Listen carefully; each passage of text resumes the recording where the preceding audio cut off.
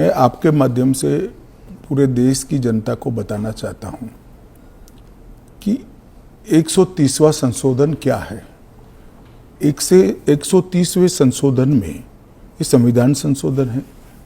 इसमें हमने एक प्रावधान किया है कि प्रधानमंत्री, मुख्यमंत्री, भारत सरकार के मंत्री या राज्य सरकार के मंत्री किसी भी गंभीर आरोप में अगर अरेस्ट होते हैं और 30 दिन तक उनको जमानत नहीं मिलती है तो मुख्यमंत्री या प्रधानमंत्री मंत्री के केस में उनको उनके स्थान से मुक्त करेंगे।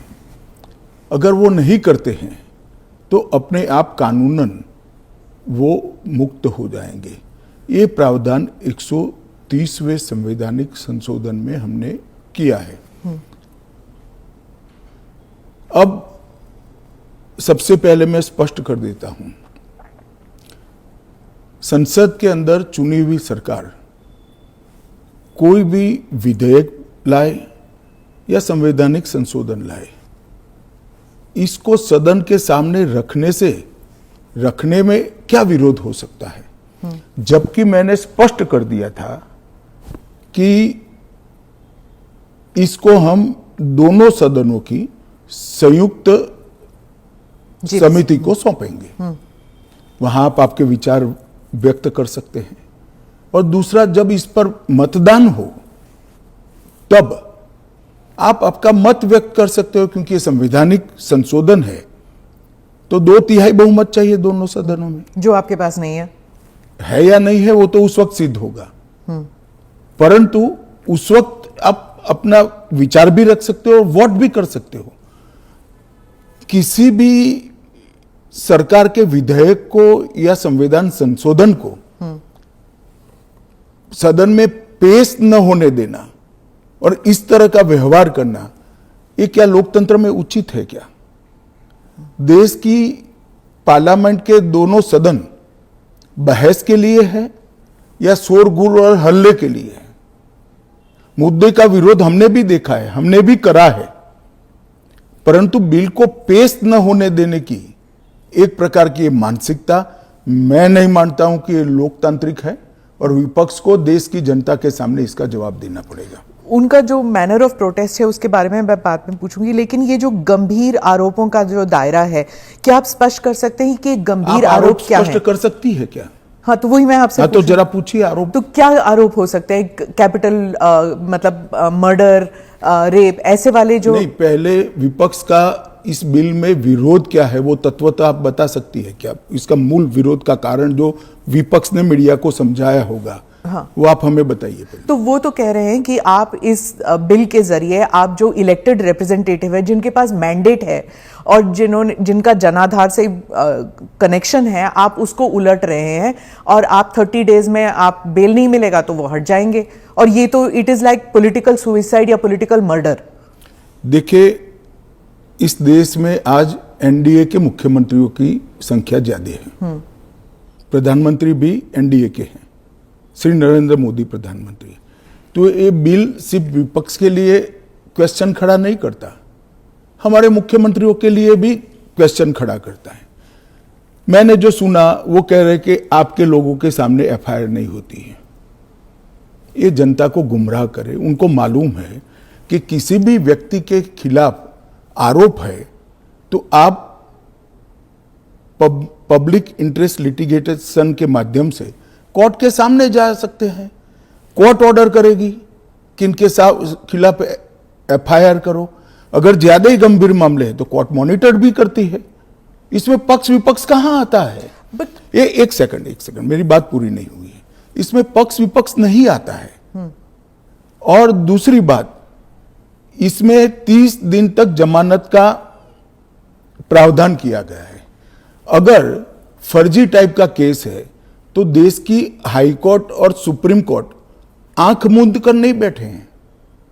किसी भी केस में हाई कोर्ट और सुप्रीम कोर्ट को जमानत देने का अधिकार है। अगर जमानत नहीं मिलती है तो आपको पद छोड़ना पड़ेगा। मैं एएनआई के माध्यम से देश की जनता को और पूरे विपक्ष को भी पूछना चाहता हूं, क्या कोई मुख्यमंत्री, कोई प्रधानमंत्री या कोई मंत्री जेल में रहकर सरकार चला सकता है क्या? इस देश के लोकतंत्र के लिए शोभा रूप है क्या? और अगर 30 दिन के बाद जमानत मिल जाती है तो वो फिर से शपथ ले सकते हैं। हम multi party parliamentary democratic system में है। जब आपके पास सदन में बहुमत होता है, एक मुख्यमंत्री को किसी भी कारणसर जेल में जाना पड़ा, 30 दिन तक जमानत नहीं हुई, तो अब वो पदमुक्त हो जाएंगे, परंतु उनका बहुमत तो बना रहेगा। जैसे ही मुक्त होंगे वो फिर से मुख्यमंत्री बन सकते हैं। ये जो गंभीर आरोप होते हैं इन लोगों के खिलाफ, वो उनको साबित करने के लिए या उनसे छुटकारा पाने के लिए इतना वक्त लग जाता है। आप जैसे जो डेमोक्रेसीज हैं, बाकी डेमोक्रेसीज हैं, वहां पे क्या होता है कि वो हट जाते हैं और फिर वापस आते हैं। यहाँ पे तो जेल में डाल देते हैं। देखिए, जेल में डालने का जो प्रावधान है वो एनडीए सरकार ने नहीं बनाया है, वो सालों से यहां चल रहा है। दूसरी बात कि ये जो आपने कहा कि गंभीर आरोप की व्याख्या क्या होगी, तो उसमें हमने व्याख्या कर दी है कि 5 साल से ज्यादा सजा का जहां प्रावधान है वहां पर उनको पद छोड़ना पड़ेगा। कोई छुटपुट आरोप के लिए पद नहीं छोड़ना है, मगर जिन पर करप्शन के आरोप है या 5 साल से ज्यादा सजा के आरोप है, ऐसे मंत्री, मुख्यमंत्री या प्रधानमंत्री जेल में बैठकर सरकार चलाए, ये कितना उचित है? पर दोष के ऊपर कैसे कर सकते हैं? पहले मैं आपको सिद्धि तो हो जाए ना। मैं आपको बताना चाहता हूं, आज भी भारत के जन प्रतिनिधित्व कानून जो है उसके अंदर प्रावधान है कि किसी भी चुने हुए प्रतिनिधि को 2 साल या इससे अधिक समय के लिए सजा होता है तो वो अपने स्थान से मुक्त हो जाएंगे सांसद के रूप में। अब उस पर हाई कोर्ट की अपील बाकी है, इस पर सुप्रीम कोर्ट की अपील बाकी है, मगर एक मॉरल ग्राउंड तय करने के लिए कानून आजादी मिली तब से बना है। इस पर भी आर्गुमेंट होता है कि भाई वो हाई कोर्ट से छूट जाएंगे, वो सुप्रीम कोर्ट से छूट जाएंगे, क्योंकि अपील फाइनल नहीं हुई है। तो जैसे ही छूटते हैं उनकी सदस्यता रिवाइव हो जाती है। कई सारे लोगों की सदस्यता समाप्त हो गई और तुरंत रिवाइव भी हुई, ऊपर से सजा का स्टे मिलने के बाद। पर इस दौरान उनका राजनीतिक कुछ नहीं होता है ना सर। सत्येंद्र जैन का देख लीजिए, उनके 4 साल कौन लौटाएगा? उनकी जो पॉलिटिकल लाइफ है वो तो खत्म हो गई ना। नहीं, मगर 4 साल तक उनको जमानत नहीं मिला, केस अभी चालू है। हाँ, तो पर उसके बाद सीबीआई का जो रिपोर्ट है वो कोर्ट ने एक्सेप्ट कर लिया ना। आप भयंकर भ्रांति में हो। जिस एफआईआर में वो 4 साल जेल में रहे, वो एफआईआर में क्लोजर रिपोर्ट नहीं भरी गई। क्लोजर रिपोर्ट 2022 के केस में भरी गई। जिन 4 केसों में वो जेल में गए थे और लंबे समय तक रहे, वो 4 केसों में सीबीआई ने चार्जशीट किया है और वो ट्रायल फेस कर रहे हैं। मगर आप पार्टी के प्रोपेगेंडा का आप शिकार हो। सत्येंद्र जैन जी को जिस केसों में लंबा समय जेल में रहना पड़ा, वो सारे के सारे केसों में चार्जशीट हुआ है और वो ट्रायल फेस कर रहे हैं। और अरविंद केजरीवाल जो थे, उनका भी ऐसे ही हुआ था, बेल मिला और फिर उसके बाद वो वापस आ गए। क्या यही होने वाला है हर नॉन बीजेपी चीफ मिनिस्टर के साथ? तो आप मुझे एक बात का सवाल जवाब दीजिए। नॉन बीजेपी बीजेपी छोड़ दीजिए, दोनों के लिए समान कानून है, परंतु किसी ने भी जेल से सरकार चलानी चाहिए क्या? आजादी से अब तक कई सारे नेता जेल में गए, कई सारे मुख्यमंत्री भी गए, मंत्री भी गए, और सबने इस्तीफा देकर जेल में गए। अभी अभी एक ट्रेंड शुरू हुआ कि जेल में जाने के बाद भी इस्तीफा नहीं देना। ढेर सारे ऐसे लोग हैं जिन्होंने इस्तीफा दिया। तमिलनाडु के कुछ मंत्रियों ने नहीं दिया, दिल्ली के मंत्री और मुख्यमंत्री ने नहीं दिया, और सरकार के सचिव, डीजीपी, मुख्य सचिव इनके पास आदेश लेने के लिए जेल में जाएंगे। ये क्या हमारे लोकतंत्र को दुनिया में सम्मान दिलाएगा क्या? ये मुद्दे पर चिंता, चर्चा होनी चाहिए, नहीं होनी चाहिए। और मैं आज जो कांग्रेस पार्टी इसका मुखर कर विरोध कर रही है, वो कांग्रेस पार्टी के एक स्टैंड को ही मैं कह रहा हूं। जब यूपीए की सरकार थी श्री मनमोहन सिंह जी इनके प्रधानमंत्री थे और लालू प्रसाद यादव जी इनके मिनिस्टर थे। लालू प्रसाद जी को सजा हो गई। मनमोहन सरकार एक ऑर्डिनेंस लेकर आई कि 2 साल की सजा हो तो भी अपील का स्टेज बाकी है तो उनकी सदस्यता नहीं जाती है। यही मॉरल ग्राउंड था जो आप कोट कर रही हो। तो एक ऑर्डिनेंस लेकर आए कि हम इसको बदल दे रहे हैं। ऑर्डिनेंस से बदलने का कैबिनेट ने प्रस्ताव भी किया। यही श्री राहुल गांधी इसको कंप्लीट नॉनसेंस कहकर सार्वजनिक रूप से प्रेस कॉन्फ्रेंस में फाड़े थे ऑर्डिनेंस को। और देश की कैबिनेट ने और देश के प्रधानमंत्री ने जो फैसला लिया था, उनकी पार्टी के ही प्रधानमंत्री ने जो फैसला लिया था, उसका मॉरल ग्राउंड पर उन्होंने मखौल उड़ाया था। और मनमोहन सिंह एक सॉरी फिगर बनकर रह गए थे पूरी विश्व के सामने। आज वही राहुल गांधी बिहार में सरकार बनाने के लिए सजा हो गई, वो लालू प्रसाद जी को गले मिल रहे हैं। ये ड्यूअल स्टैंडर्ड नहीं है क्या? ये शोभा देता है क्या? 3 चीजों से ये सारे आरोप खारिज हो जाते हैं। एक तो प्रधानमंत्री जी ने स्वयं अपने आप को इसमें डाला है। एक जमाने में कांग्रेस 39वां संविधान, प्रधानमंत्री ने डाला है, पहले नहीं थे क्या प्रधानमंत्री? ना, पहले तो प्रोविजन ही नहीं था। तो जब कानून ड्राफ्ट हो रहा था तो उन्होंने खुद डाला अपना? हाँ, खुद डाला है। पहले 39वां जो संशोधन था, इसमें इंदिरा जी उपराष्ट्रपति राष्ट्रपति के साथ साथ खुद को भी इनके खिलाफ कोई वैधता नहीं रहती है चुनावी मुकदमों का एक संविधान संशोधन लेकर आई थी। वो खैर कांग्रेस पार्टी और श्रीमती इंदिरा गांधी की नैतिकता का सवाल है। नरेंद्र मोदी जी अपने खिलाफ खुद संविधान संशोधन लेकर आए हैं कि प्रधानमंत्री भी जेल में जाएगा तो उसको इस्तीफा दे देना पड़ेगा। पर इससे एक एक्स्ट्रा जुडिशियल पावर कह लीजिए जो भी एक अधिकारी को नहीं मिल जाता कि प्रधानमंत्री से भी ज्यादा सीनियर हो जाता है वो? जी, आप ऐसे बात करिए जिसमें जैसे इस देश में कोई कोर्ट ही नहीं है। पर कोर्ट में डिलेज होते हैं ना सर? ये कानून आने के बाद नहीं होंगे क्योंकि कोर्ट को तुरंत इंटरवीन करना पड़ेगा। किसी चुने हुए प्रतिनिधि को खारिज करने का प्रावधान हुआ है। मैं तो उल्टा कहता हूं, इससे यस और नो जो होना है वो जल्दी हो जाएगा। तो प्रेशर कोर्ट्स पे होगा डिक्लेयर करने के लिए? प्रेशर होगा ये कहना ठीक नहीं है। हाँ। मगर हमारी कोर्ट भी, पर उसे नहीं सुनिए ना, हमारी कोर्ट भी कानून की गंभीरता को समझती है। जब 30 दिन के बाद पद छोड़ना है तो वो उसके पहले इसका फैसला करेगी कि बेल मिलना चाहिए या नहीं मिलना चाहिए। हाईकोर्ट में जब केस गया कि श्री केजरीवाल जेल में है, तब उनको वहां से इस्तीफा देने चाहिए। पब्लिक इंटरेस्ट लिटिगेशन फाइल हुआ। हाईकोर्ट ने कहा कि हम सैद्धांतिक रूप से मानते हैं कि इनको छोड़ देना चाहिए मॉरल ग्राउंड पर, परंतु अभी के कानून में कोई प्रावधान नहीं है। चलिए, अब कानून में प्रावधान हो गया। मेरा बहुत स्पष्ट मानना है, मेरी पार्टी का मानना है, देश के प्रधानमंत्री का मानना है कि इस देश में कोई भी मुख्यमंत्री हो, मंत्री हो या प्रधानमंत्री हो, जेल में रहकर सरकार नहीं चला सकते। पहले भी कई लोगों ने मॉरल ग्राउंड पर इस्तीफा दिया है।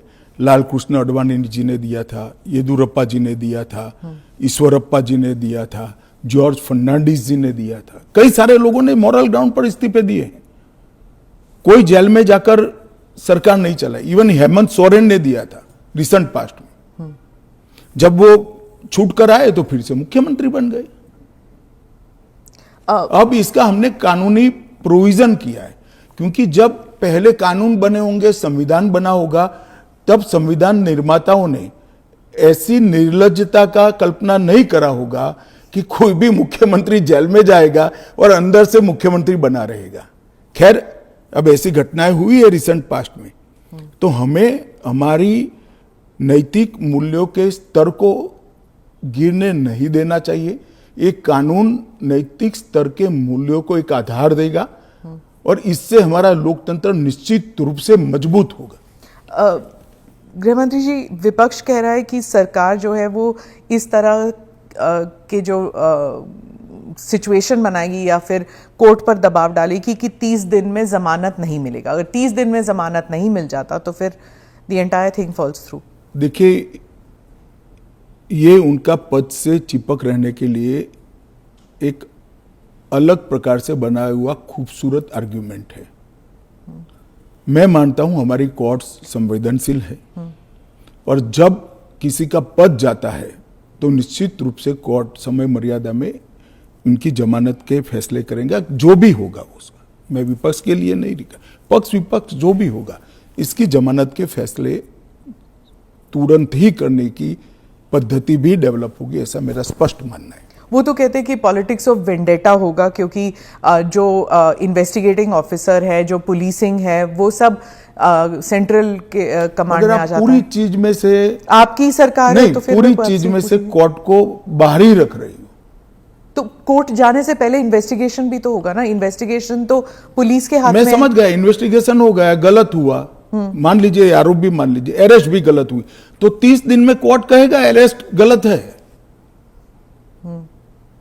और वेंडेटा की बात कांग्रेस पार्टी कर रही है, इनको शोभा नहीं देता जी। पर ये फिर वही पॉलिटिक्स की बात हो गई ना, क्योंकि आप कह रहे हैं कि इतने सारे राज्य हैं जहां पर बीजेपी के चीफ मिनिस्टर्स हैं, लेकिन वो तो टारगेट में नहीं होंगे। वो तो कह रहे हैं कि जहां पर बीजेपी की सरकार नहीं है वहां के चीफ मिनिस्टर्स को आप टारगेट बनाएंगे, खासकर ये जो इंडिया अलायंस के जो चीफ मिनिस्टर्स हैं। देखिए, मैं अभी भी कहता हूं कि भारतीय जनता पार्टी और एनडीए शासित जो राज्य हैं वहाँ कोई भी करप्शन या हमारे मंत्री या मुख्यमंत्री के खिलाफ केस है, उनका आरोप मान लीजिए, मानने के लिए ये फर्जी आरोप है, मगर एक सेकंड के लिए मान लीजिए कि कानून का काम नहीं करेगा, तो कोई भी व्यक्ति कोर्ट के सामने जा सकता है और कह सकता है कि इनके सामने एफआईआर दर्ज करने का आदेश दीजिए। और जब उनकी सरकार थी और वो ऐसा करते थे, तब बहुत सारी जांच कोर्ट के आदेशों से शुरू हुई है। यूपीए 2 में कम से कम 12 केस में गिना सकता हूं जहां कोर्ट के ऑर्डर से सीबीआई की जांच हुई है और सारे लोग फंसे हैं। पर वो उस टाइम तो उनकी सरकार थी, अभी आपकी सरकार है। वो कह रहे हैं कि चाहे डीएमके हो या आम आदमी पार्टी हो, आप सबके नेताओं को आप जेल में डाल देंगे। ऐसे नहीं हो सकता है, ये संभव ही नहीं है, क्योंकि कोर्ट तुरंत इंटरवीन करेगी अगर इसके अंदर एफआईआर के अंदर या अरेस्ट के अंदर तत्व नहीं है तो अरविंद केजरीवाल का उदाहरण भी देते हैं कि इस प्रावधान के अनुसार अगर उन्हें जमानत 30 दिन के भीतर ना मिलती तो वो भी वहीं पे पड़े रहते, जेल में पड़े रहते, और उनको फिर वो चीफ मिनिस्टर पद से भी हटा दिया। जमानत उनको एक कानून आया ही नहीं था, फिर भी मिल गई थी। हाँ, मगर इतना जरूर होता, अगर वैसे ही अगर ये कानून होता तो उनको इस्तीफा दे देना पड़ता, वो जो मैं मानता हूं कि देना चाहिए। बाहर निकलकर जब पब्लिक विरोध करने लगी तो उन्होंने दे भी दिया, मॉरल ग्राउंड पर ही दिया। अब कानूनन देना पड़ेगा, इतनी ही बात है। तो चुनाव फेस करने के पहले उन्होंने मॉरल ग्राउंड पर इस्तीफा देकर आतिशी जी को दिल्ली की मुख्यमंत्री, क्योंकि जैसे ही घूमने लगे पब्लिक ने सवाल करे। आपने कहा कि आप जीपीसी में भेजने वाले हैं, लेकिन ऑपोजिशन जो कह रहे हैं, जैसे टीएमसी जो फोर फ्रंट पे है ऑपोजिशन में, इसमें इस मामले में वो कह रहे हैं कि वो जेपीसी का हिस्सा बनेंगे ही नहीं, वो बॉयकॉट कर देंगे। फिर क्या होगा? नहीं, क्या होगा तो हम क्या कर सकते हैं? तो फिर वो कानून ले आएंगे फिर? तो उनको कौन ना बोल रहा है कि आप मत बनो, क्योंकि हम कह ही रहे हैं कि आप बनिए। आप अगर पार्लियामेंट चलाने के जो नियम बने हैं वो नियम को भी स्वीकार नहीं करोगे और आप कहोगे कि हमारी इच्छा है वही फाइनल हो, भले हम विपक्ष में हैं, ऐसे नहीं हो सकता। सरकार उनको मौका दे सकती है, अगर वो मौके का स्वीकार नहीं करते हैं तो हम क्या कर सकते हैं? हम तो रिसीविंग एंड पर हैं, क्योंकि वो रिसीविंग एंड पे हैं आप। निश्चित रूप से अगर जेपीसी बनाने का निर्णय होने के बाद भी वो जेपीसी का बहिष्कार करते हैं तो सरकार के पास विकल्प क्या? वो कह रहे हैं कि आप सिर्फ उनका स्टैंप चाहते हैं, ये तो संविधान की हत्या है। ये ऐसा नहीं है। जेपीसी में अनेक साक्ष्य बुलाए जाते हैं, सार्वजनिक जीवन के भी बुलाए जाएंगे। आप एप्लीकेशन करोगी तो आपको भी बुलाएंगे, आपका रिकॉर्ड होता है और वो सारे दलीलों का, साक्ष्यों के दलील का काट कर रिपोर्ट तैयार होता है और वो रिपोर्ट के आधार पर बिल को बदला जाता है। तो पूरी पार्लियामेंट की संवैधानिक प्रक्रिया को ही सिरे से खारिज कर दें। फिर तो आप ऐसे भी कह सकते हो कोई भी कानून हम पास नहीं होने देंगे, हम विरोध करेंगे। कि महत्वपूर्ण बिल है, सभी पार्टियों के सदस्यों की राय पार्टी से कंसल्ट कर कर एक कंसीडर्ड राय जेपीसी के सामने आनी चाहिए। और अगर जेपीसी नहीं आता, अगर वो बहिष्कार करते हैं, तब क्या होगा? तो कुछ नहीं होगा, जेपीसी अपना काम करेगी। तो कैसे काम करेगी? अगर बहिष्कार कर रहे हैं तो फिर तो पूरे ऑपोजिशन के बगैर तो मौजूदा लोग काम करेंगे।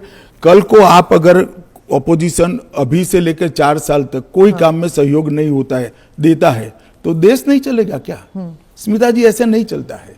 हम इतना ही कर सकते हैं कि उनको बोलने का मौका दे, उनको बात रखने का मौका दे। अगर वो अपनी बात रखना ही नहीं चाहते हैं, अगर बोलना ही नहीं चाहते हैं, तो देश की जनता भी तो देख रही है ना चीजों को।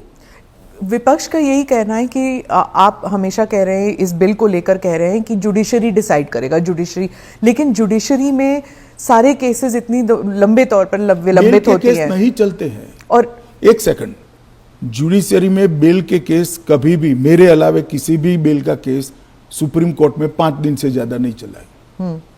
पर ये इरिवर्सिबल हो गया ना, ये जो केसेस हो जाते हैं, अगर उनको पद छोड़ना पड़े तो ये इरिवर्सिबल हो गया। जमानत मिलने के बाद वो फिर से ले सकते हैं। हमारा इतना ही है कि जमानत नहीं होती तब तक आप जेल से सरकार नहीं चला सकते। तो चलो, जमानत मिलने में 30 की जगह 40 दिन हुआ, तो 40 दिन के बाद आप शपथ ले सकते हो। इसमें कोई जुडिशियल प्रोविजंस हैं क्या इस बिल में कि थोड़ा बहुत एटलीस्ट सुरक्षित महसूस करे? यही सबसे बड़ा सुरक्षित महसूस करने का कारण है कि 30 दिन के बाद अगर आप इस्तीफा देते हो, उसके बाद में आपको जमानत मिलती है, जब चार्जशीट हो जाए वगैरह वगैरह, और जमानत अगर मिलती है तो आप शपथ ले सकते हो। इससे असुरक्षित होने का कोई भाव रखने का कारण के नजरिए में आप ऑलरेडी गिल्टी साबित हो गए ना, अगर आपको इस्तीफा देना है, फिर से इलेक्शन लड़ना है। ऐसा है, इसके पहले कितने स्टेज आते हैं पहले आप जान लीजिए। सबसे पहले एफआईआर होती है, और सीबीआई है तो पीई होती है, प्रिलिमिनरी इंक्वायरी होती है। एफआईआर होती, एफआईआर पर आप स्टे ले सकते हो। हाँ। उसके बाद में आपकी पूछताछ होती है, इस पर भी स्टे ले सकते हो। इसके बाद में आपका समन निकलता है, उसके बारे में भी आप स्टे ले सकते हो, और अरेस्ट पर भी स्टे लेते हो, और अरेस्ट होती है तो फिर जमानत के लिए अप्लाई भी कर सकते हो। ये 5 स्टेज आते हैं, रातों रात कुछ नहीं होता।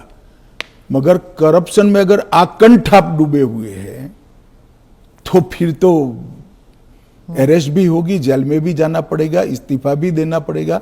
फिर भी अगर बाद में जमानत होती है तो आप फिर से शपथ ले लो भाई। मगर एक बात आप मुझे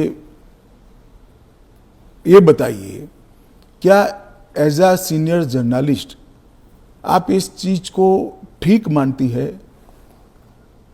क्योंकि अभी तो नरेंद्र मोदी जी है तो ऐसा सवाल ही नहीं है, परंतु कभी भी देश का प्रधानमंत्री जेल में जाए तो जेल से देश का प्रधानमंत्री सरकार चलाए, वो ठीक मानती है क्या आप? देश का मुख्यमंत्री जेल में रहकर सरकार चलाए, वो ठीक मानते हैं क्या आप? क्या इस देश में ऐसी मान्यता है कि जो व्यक्ति पद पर बैठा है इसके अलावा देश चलेगा ही नहीं? भाई, आपके दल का बहुमत है, आपके दल का कोई अलग व्यक्ति आकर शासन चलाएगा। जब आपका बेल हो जाए आप जरूर चले जाइए वहां पर। मगर हमने कोई एक लेवल रखना है। फिर तो 2 साल के बाद सदस्यता भी क्यों जानी है? क्योंकि ऊपर अपील का अधिकार है, वो निर्दोष छूट सकते हैं। क्यों जानी चाहिए 2 साल? और वो कांग्रेस के समय में प्रावधान हुआ है कि अगर 2 साल से ज्यादा सेशन कोर्ट्स में जेल होती है, 2 साल से ज्यादा समय के लिए कैद का ऑर्डर होता है, तो आपकी सदस्यता अपने आप समाप्त हो जाती है। गृहमंत्री जी, मॉनसून सेशन में हमने देखा कि विपक्ष ने आप पर भी आरोप किया कि आप भी जेल गए थे, आप पे भी आरोप हुआ था। तो जब उन्होंने ऐसा कहा, आपने कहा कि मुझे नैतिकता के बारे में कांग्रेस से नहीं सीखना। उस बारे में आप बताएंगे हमें कुछ? जरूर बताऊंगा। मैंने इसलिए कहा था कि मेरे पे आरोप लगा और जैसे ही मुझे समन आया, अरेस्ट छोड़ दीजिए, सीबीआई ने मुझे समन किया, मैंने दूसरे ही दिन इस्तीफा दे दिया था। अरेस्ट तो मेरी बाद में हुई। जैसे ही सीबीआई ने मुझे समन किया था, मैंने दूसरे ही दिन इस्तीफा दिया था और केस चला और केस में जजमेंट भी आया कि ये पॉलिटिकल वेंडेटे का केस था और मैं पूर्णतया निर्दोष हूं। पर वो तो बाद में आया एक था सेकंड, ना? 2016 एक सेकंड सुनिए ना। हाँ। एक सेकंड, वो जजमेंट बाद में आया। बेल मेरी पहले हो गई हाँ। थी, बेल मेरी पहले हो गई जी। थी और वो जजमेंट ऐसा आया कि कंप्लीटली पॉलिटिकल वेंडेटा के केस है, कहीं पर दूर दूर तक मेरा इस केस में इन्वॉल्वमेंट नहीं है और मुझे शंका के आधार पर बरी नहीं किया गया था। मेरे सामने के केस को खारिज किया गया था और मुझे बेल मिल गया था 96वें दिन पर। फिर भी मैंने फिर से शपथ लेकर गृह मंत्री नहीं बना था। इतना ही नहीं, जब तक मैं कंप्लीटली मेरे सामने के सारे आरोप क्वाश नहीं हुए, तब तक मैंने किसी भी संवैधानिक पद पर शपथ नहीं ली थी। तो मुझे क्या विपक्ष नैतिकता के पाठ पढ़ाता है? इन लोगों ने इंदिरा जी के समय में प्रयास किया कि प्रधानमंत्री को शील्ड किया जाए और आज भी ये प्रयास कर रहे हैं कि अगर कभी जेल में जाना पड़े तो हम आराम से जेल से सरकार बनाएंगे, जेल को सीएम हाउस पीएम हाउस बनाएंगे और वहां जाकर डीजीपी जेल से ऑर्डर लेंगे, चीफ सेक्रेटरी जेल से ऑर्डर लेंगे, भारत सरकार के कैबिनेट सेक्रेटरी जेल से ऑर्डर लेंगे, भारत सरकार के गृह सचिव जेल से ऑर्डर लेंगे। इस तरह से देश चलेगा। और ये कल्पना ही मैं तो, मेरी पार्टी और मैं दोनों सिरे से खारिज करते हैं कि जो व्यक्ति बैठा है इसके बगैर इस देश का शासन नहीं चल सकता और इससे किसी का भी बहुमत पार्लियामेंट में या विधानसभा में प्रभावित नहीं होगा। एक सदस्य जाएगा, आपकी ही पार्टी के दूसरे साथी सरकार चलाएंगे और आप जब जमानत प्राप्त कर लोगे तो आप आकर फिर से शपथ कर सकते हो। इसमें आपत्ति क्या है?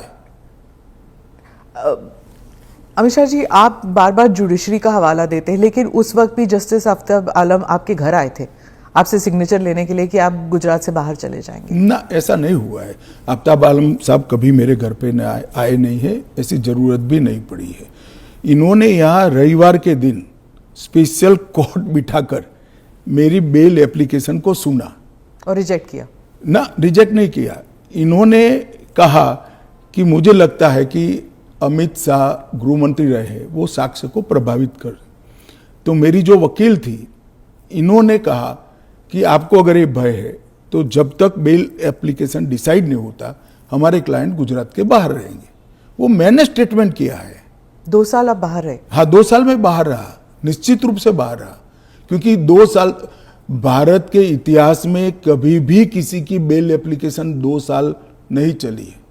आलम साहब की कृपा से मेरी बेल एप्लीकेशन 2 साल चली, ज्यादा से ज्यादा बेल एप्लीकेशन 11 दिन तक चली है। आपने उस वक्त पहले भी जिक्र किया था अडवाणी जी के ऊपर कि उन्होंने भी इस्तीफा दिया था। जी, कहा था अडवाणी जी ने इस्तीफा दिया था, ढेर सारे हमारे कार्यकर्ता, मदन लाल खुराना वगैरह सारे, सभी ने दिया था। कि जब तक, अरे अभी हेमंत सोरेन जी ने दिया था। अब ये तो एक नया संस्कृति आया अभी विगत 2 साल पहले ऐसा केस ही नहीं था कोई। सभी लोगों पर आरोप लगते थे, सब लोग इस्तीफा दे देते थे, बरी होकर राजनीति शुरू करते थे। तमिलनाडु के कुछ मंत्रियों ने इस्तीफा नहीं दिया, दिल्ली के मंत्री और मुख्यमंत्री ने इस्तीफा नहीं। और अगर इस तरह से इस समाज जीवन का, नैतिकता का स्तर आप राजनीति का और समाज जीवन का नीचे ले जा रहे हैं, इससे हम सहमत नहीं हैं। और अगर मैं अब पूछता हूं, आप मुझे पूछ रही हैं, तो लालू जी के वो ऑर्डिनेंस फाड़ने का, लालू जी के बचाने के लिए जो ऑर्डिनेंस मनमोहन सिंह लाए थे, वो ऑर्डिनेंस को फाड़ने का राहुल गांधी का औचित्य क्या था? अगर उस दिन वो मोरालिटी थी तो आज नहीं है क्या? क्योंकि आप लगातार 3 चुनाव हार चुके हो। मोरालिटी के स्टैंडर्ड्स चुनाव के जय पराजय के साथ जुड़े नहीं है। मोरालिटी के स्टैंडर्ड सूर्य और चंद्र की तरह हमेशा अपनी जगह पे स्थिर रहने चाहिए। तो क्या आप कह रहे हैं कि राहुल गांधी कॉम्प्रोमाइज हो गए हैं आरजेडी के लिए? नहीं, मुझे कहने की कहां जरूरत है। उनके दो चीजों को वो कैसे जस्टिफाई करेंगे? मैंने तो आज पूछ लिया, आप इनका इंटरव्यू कर कर पूछ लो उनको। तो आपकी जो एनडीए के जो पार्टीज हैं, क्या वो सब सहमत है इस जी सर, बिल को लेकर? सब चंद्रबाबू नायडू, नीतीश कुमार, सब सहमत है। सब आप पर इस मॉनसून सेशन में वो इतने आगे तो नहीं आए आपको डिफेंड करने के लिए, आप अकेले नजर आए। नहीं, आगे आने का मौका ही नहीं आया, बहस ही नहीं होने दी। जब जेपीसी होगी, जब बहस होगी और फिर पार्लियामेंट में बहस होगी तो सभी दल अपना अपना पक्ष रखेंगे। फिर आप पर पर्सनल अटैक हुआ, माइक हाथ में पकड़ा। देखिए, पार्लियामेंट किस तरह से चलनी चाहिए वो अकेला सत्ता पक्ष तय नहीं कर सकता। किसी भी बिल के लिए या संवैधानिक संशोधन के लिए स्वस्थ बहस का वातावरण अगर विपक्ष नहीं बनाता है तो देश की जनता देख रही है कि ये पद्धति ठीक है क्या। इस बिल पर जब तय था कि बिल अभी पारित नहीं होना है, जेपीसी में जाना है, मैंने बीच में ही खड़े होकर इसकी घोषणा कर दी थी, तो विपक्ष इस बिल पर अपना विचार रख सकता था या नहीं रख सकता, मुझे जवाब देना पड़ता। फिर तो बिल जाता जेपीसी में, उस दिन पास नहीं होना था।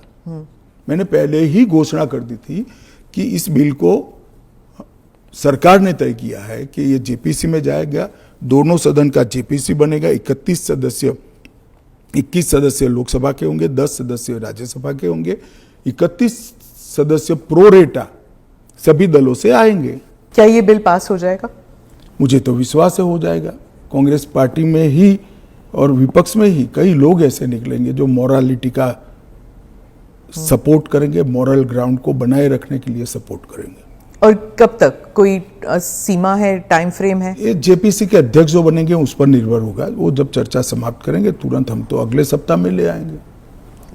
ऑपोजिशन कहती है कि जो पार्लियामेंट के अंदर सीआईएसएफ को लगाया गया है, इसकी वजह से लेजिटिमेट प्रोटेस्ट नहीं हो पा रहे और वो फोर्सिबली लोगों को बाहर किया जाता है जब प्रोटेस्ट करते हैं तो वेल ऑफ द हाउस से। पहली एक बात की स्पष्टता आप समझ लीजिए, पार्लियामेंट के अंदर कोई भी फोर्स पार्लियामेंट की और गृह के अंदर सदन की सुरक्षा में वो स्पीकर के अधीन होती है। इसमें फोर्स का महत्व नहीं होता है। पहले भी दिल्ली पुलिस के जवान थे, अब सीआईएसएफ मार्शल्स थे ना पहले। तो वही मार्शल्स होते हैं, आज भी मार्शल्स ही है। वो जैसे ही संसद की सुरक्षा विंग में आते हैं वो सीआईएसएफ या दिल्ली पुलिस के जवान नहीं रहते, वो मार्शल माने जाते हैं और वो स्पीकर के तहत होते हैं। मार्शल सदन के अंदर तभी प्रवेश करते हैं जब स्पीकर उनको ऑर्डर करे। एक बात, ये जो बदलाव हुआ है वो एक बड़ी दुर्घटना हुई थी। कुछ वामपंथी लोगों ने संसद के अंदर स्प्रे किया था, कलर स्प्रे किया था। उस वक्त लोकसभा स्पीकर ने एक कमेटी बनाई और वो कमेटी में गृह सचिव भी थे, लोकसभा के सेक्रेटरी जनरल थे, राज्यसभा के सेक्रेटरी जनरल थे और कई लोग थे। उन्होंने मिलकर ये तय किया कि किसी न किसी एक सीएपीएफ ने स्पेशल संसद की सुरक्षा के लिए ट्रेनिंग किया हुआ एक दस्ता बनाया जाए, जो दस्ता संसद सभ्यों की गरिमा, पार्लियामेंट्री प्रोसीडिंग की गरिमा और संसद की सुरक्षा तीनों का समायोजन कर काम कर पाए। और तब यह तय हुआ कि सीआईएसएफ के अंदर पार्लियामेंट की सुरक्षा के लिए एक स्पेशल दस्ता बनाया जाएगा। जो पहले दिल्ली पुलिस के लोग मार्शल के रूप में आते थे, उसी तरह से मार्शल के रूप में सभापति और स्पीकर के अंतर्गत काम करेंगे। पर ये एक सेकंड, वो संसद की बाहरी सुरक्षा को भी सुनिश्चित करते हैं और आंतरिक मार्शल का काम भी वो करते हैं, क्योंकि संसद के अंदर हथियार ले जाने की अनुमति किसी भी सुरक्षा कर्मी को नहीं है। पर ये पैरामिलिट्री हो जाता है ना ट्रेनिंग उनकी। दिल्ली पुलिस क्या होता है, वो भी पुलिस होता है, वो भी मेरे ही अंडर आता है। इनको बहाना चाहिए और वो एक प्रकार की भ्रांति जनता में खड़ी करना चाहते हैं, मगर वो निश्चित रूप से सफल नहीं होंगे, क्योंकि जनता से सीधा इंटरेक्शन उनसे कई गुना ज्यादा हमारा है। हम जनता से बात करते हैं, ऐसे ही आकर यहां नहीं बैठ गए हैं। मगर 3 चुनाव हारने के बाद मुझे लगता है फ्रस्ट्रेशन का जो लेवल है वो सामान्य विचार विवेक जो होता है वो गवा बैठा है। पर वो राहुल गांधी कहते हैं कि लोगों के बीच तो वो जाते हैं, ट्रक ड्राइवर के बीच जाते हैं, खेतों में वो चाह रहे हैं, आप लोग तो नहीं जाते हैं। ऐसा है कि मैनेज कर कार्यक्रम करना और जनसंपर्क करना, दोनों के बीच में बड़ा फर्क है। जब बिल्स की बात हो रही है और पारदर्शिता की बात हो रही है तो मैं वाइस प्रेसिडेंट इलेक्शन पर आऊंगी, पर उससे पहले पूछूंगी कि धनखड़ साहब के साथ क्या हुआ था। उन्होंने आपने प्रेशर डाला था उन पर रेजिग्नेशन के लिए? नहीं, मुझे लगता है ANI ने रिसर्च विंग बंद कर दिया है। धनखड़ साहब का इस्तीफे का पत्र स्वयं स्पष्ट है। इन्होंने अपने आरोग्य का हवाला देते हुए इस्तीफा दिया है, स्वास्थ्य का हवाला देते हुए, और उन्होंने सरकार के मंत्री, प्रधानमंत्री और सभी सदस्यों का हृदय से उनके अच्छे कार्यकाल के लिए धन्यवाद किया है। पर विपक्ष और सभी पूछ रहे, मीडिया भी पूछ रही है कि वो है कहाँ, हाउस अरेस्ट पे है कि ऐसा क्या? है कि सच और झूठ की व्याख्या आपने शायद विपक्ष क्या कहता है इसको बना ली। पर काफी सारे बैकग्राउंड इंफॉर्मेशन तो बाहर निकल रहा था ना कि वो कुछ ट्राई कर रहे थे। ये भी बात निकल रही है कि शायद कू कर रहे थे। कौन? धनखड़ जी? नहीं, ऐसी कोई बात नहीं है जी।